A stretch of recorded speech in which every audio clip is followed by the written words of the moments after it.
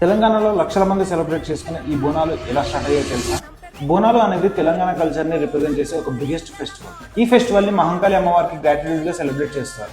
History ప్రకారం 1813లో హైదరాబాద్ లో plague disease చాలా మందిని ఎఫెక్ట్ చేసింది. ఆ సమయంలో తెలంగాణ ప్రజలు ఉజ్జయిని మహంకాళి అమ్మవారిని ప్రార్థిస్తూ మా ఊరిని ఈ వ్యాధి నుంచి కాపాడితే మీకు బోనం సమర్పిస్తామని మొక్కుకున్నారు. వ్యాధి తగ్గిన తర్వాత ఇచ్చిన మాట నిలబెట్టుకోవడానికి బోనాలు అనే ట్రెడిషన్ ని స్టార్ట్ చేశారు. బోనం అంటే భోజనం. ఇక్కడ మహిళలు పసుపు కుంకుమతో డెకరేట్ చేసిన ఒక కుండలో అన్నం, బెల్లం మరియు పెరుగు వేసి అమ్మవారికి సమర్పిస్తారు.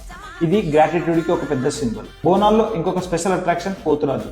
ఈయన అమ్మవారికి సోదరుడిగా నమ్ముతారు. ఈయన తన బాడీకి పసుపు రాసుకొని, కాళ్ళకి గజ్జలు కట్టుకొని, చేతిలో కొరడా పట్టుకొని ప్రొసెషన్ కి ముందు నడుస్తూ చెడు శక్తులని దూరం చేస్తాడని నమ్ముతారు. ప్రతి సంవత్సరం తెలంగాణలో ఈ బోనాల ఫెస్టివల్ చాలా ఘనంగా జరుగుతుంది. ఇలాంటి తెలంగాణ హిస్టరీ కోసం మన పేజ్ ని ఇప్పుడే ఫాలో చేసి పెట్టుకోండి. అండ్ మీరు బోనాలు ఎక్కడ సెలబ్రేట్ చేసుకున్నారో కింద కామెంట్ లో చెప్పండి. Thank you.